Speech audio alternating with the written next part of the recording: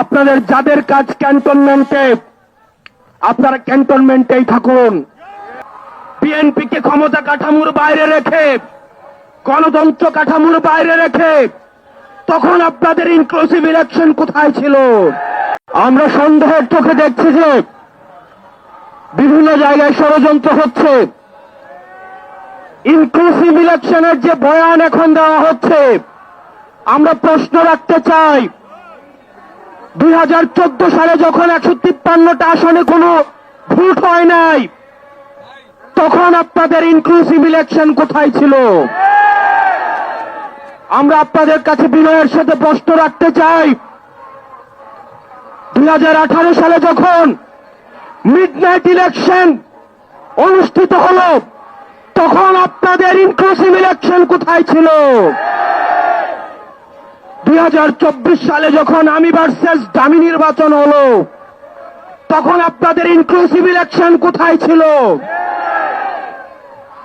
যখন আমরা দেখেছি সিএমএইচে এরশাদকে বন্দী করে রেখে একজন ডামি বিরোধী সাজিয়ে নির্বাচন অনুষ্ঠিত হলো, বিএনপিকে ক্ষমতা কাঠামোর বাইরে রেখে, গণতন্ত্র কাঠামোর বাইরে রেখে তখন আপনাদের ইনক্লুসিভ ইলেকশন কোথায় ছিল? যেই বাংলাদেশে 2000 শহীদের রক্তের দাগ এখনো শুকায় নাই, সেই বাংলাদেশে আওয়ামী লীগের সাথে কোন ইনক্লুসিভিটি হতে দেওয়া হবে না। সেই বাংলাদেশে এখনো পর্যন্ত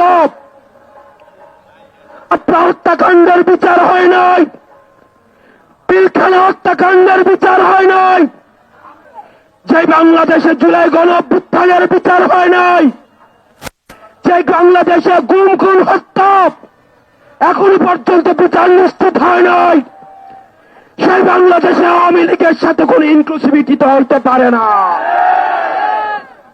আমরা স্পষ্ট করে বলতে চাই,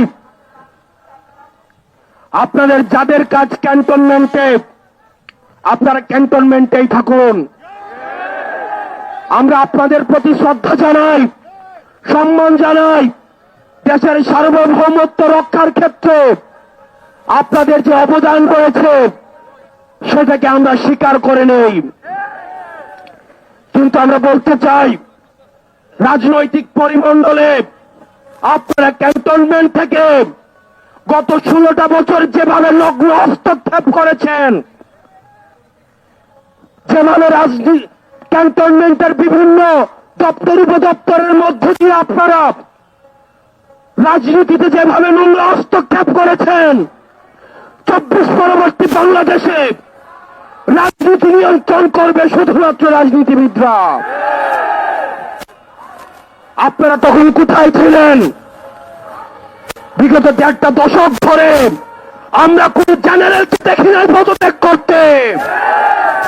দেশে অত অন্যায় অবিচার, এত গুম খুন হত্যা হয়েছে, এত জুলুম প্রতিষ্ঠিত হয়েছে, আমরা কোন সচিবকে দেখি নাই পদত্যাগ করতে।